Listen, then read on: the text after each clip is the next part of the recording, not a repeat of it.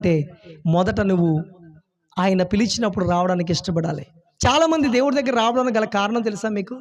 చాలామంది అనుకుంటారు యేసుప్రభుని నమ్ముకోవడానికి గల కారణం ఏంటంటే వాళ్ళు బొట్లు పెట్టుకోరండి. యేసుప్రభుని నమ్ముకోవడానికి కారణం ఏంటంటే వాళ్ళండి కొన్ని చెయ్యరండి, అందుకే మాకు ఇష్టం ఉండదు అంటారు.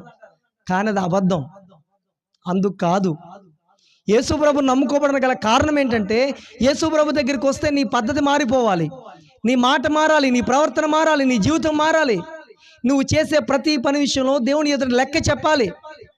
ఇదివరకు నువ్వు నీకు నచ్చినట్టు బ్రతికేవేమో, ప్రభు దగ్గరికి వస్తే ఆ బ్రతుకు మార్చుకోవాలి. ఖచ్చితంగా దేవుడు మాట్లాడతాడు నీతో. ఇదిగో ఇలా ఉండకూడదమ్మా అని చెప్తాడు. అదే నీ తల్లిదండ్రులు చెప్తే నువ్వు వినవు, చెప్పేవాళ్ళే అంటావు. నీ భార్య చెప్తే వినవు, చెప్పేవాళ్ళే అంటావు. అయితే దేవుని సన్నిధికి వస్తే దేవుడు నీతో మాట్లాడతాడు. దేవుడు మాట్లాడితే నీ జీవితం మార్చబడుతుంది. ఇక్కడ రాత్రి కనుక